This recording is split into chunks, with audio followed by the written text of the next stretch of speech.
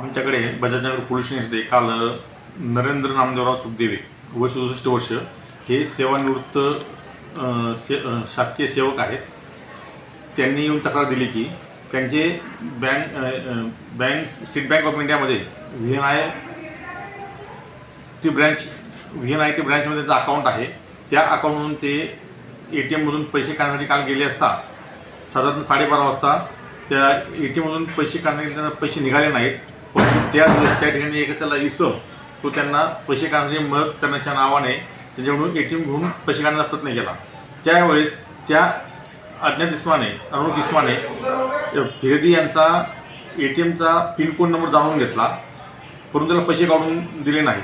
नंतर त्याला ATM card देताना हात चलाकीने त्याचं ATM कार्ड सुद्धा ठेवून त्याला दुसरं ATM कार्ड हातात दिलं आणि त्यानंतर फिर्यादी निघून आले.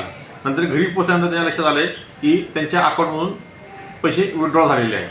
तर त्या सदर अनोळखी इसमाने फिर्यादी यांचा गैरफायदा घेऊन आणि हातचलाकी करून ATM कार्ड बदलून त्यांच्या खात्यामधून 8 तारखेला एकूण 40,000 रुपये काढलेले आहेत आणि 9 तारखेला एकूण 8,000 काढलेले, असे 58,000 रुपये त्यांनी काढलेले आहेत. त्यानंतर फिर्यादीच्या लक्षात आल्यानंतर फिर्यादींनी बँकेत जाऊन तक्रार देऊन ते अकाउंट स्टॉप केलेलं आहे, क्लोज केलेलं आहे.